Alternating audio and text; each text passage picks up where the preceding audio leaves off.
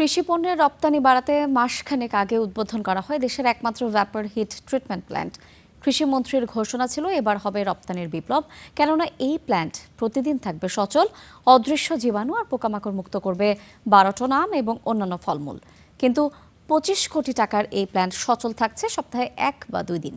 কিন্তু কেন, এমন প্রশ্নের উত্তর খুঁজেছেন সহকর্মী ফয়জল সিদ্দিকী।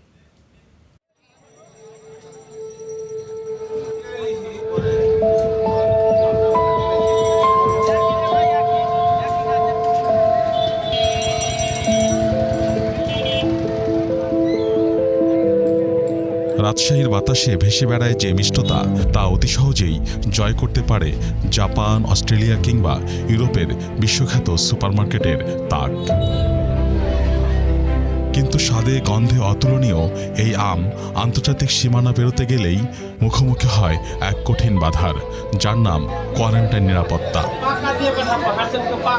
আর তাই বছরে প্রায় 27 লাখ টন আম উৎপাদনের বিশাল অর্জনের বিপরীতে বিশ্ববাজারে বাংলাদেশের রপ্তানির ঝুড়িতে জমা হয় সাকুল্যে মাত্র 3100 টন।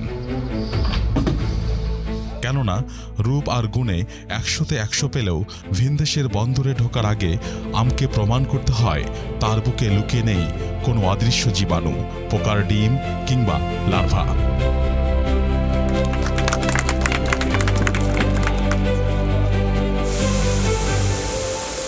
রপ্তানির এই কঠিন বাঁধ ডিঙ্গাতেই দেশের আম বাণিজ্যের সূচনা হয় ভ্যাপর হিট ট্রিটমেন্ট প্রযুক্তি।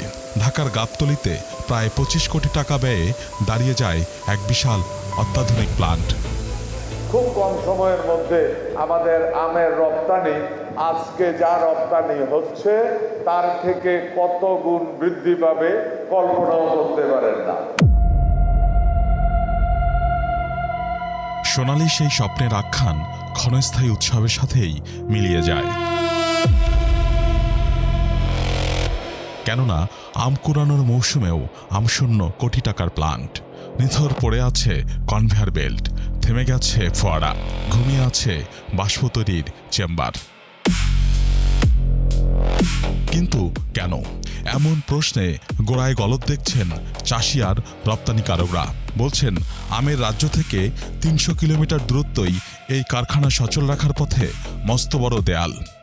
একদিকে এয়ারপোর্ট, একদিকে কোয়ারেন্টাইন, একদিকে ভিএইচটি প্ল্যান্ট, এটা মুশকিলের ব্যাপার। ভ্যাপারি ট্রিটমেন্টের জন্য আমটা লাগে একদম সতেজ, গাছ থেকে হারভেস্ট করার কয়েক ঘন্টার মধ্যে যেন আমরা ট্রিটমেন্ট করতে পারি। সেখানে এটা ট্রিটমেন্ট প্ল্যান্ট আমাদের অর্চার্ড এরিয়া, যেখানে ম্যাঙ্গোর উৎপাদন হয় বেশি পরিমাণে, সে এলাকায় না করে গাবতলীতে করেছে। তো আমার মনে হয় এটা আমরা সুফল ভোগ করতে পারবো না, আমাদের জনগণের টাকার মনে হয় এটা অপচয়ই হলো। মাঠের মানুষদের এই আক্ষেপের সাথে একমত বিশেষজ্ঞরাও।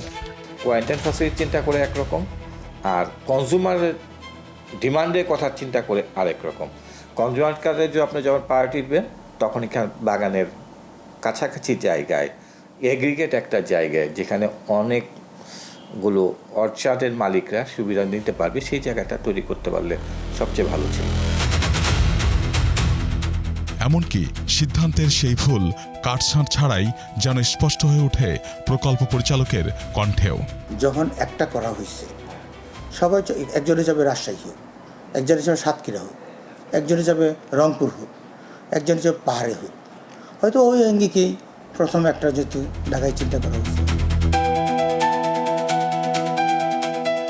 প্রযুক্তির শক্তি থাকা সত্ত্বেও সঠিক স্থান ও পরিকল্পনার ঘাটতিতে গাবতলীর ভ্যাপর হিট ট্রিটমেন্ট প্লান্ট থেমে যাওয়া এক স্বপ্নের সাক্ষী। Faizul Siddiqui, Star News, Dhaka.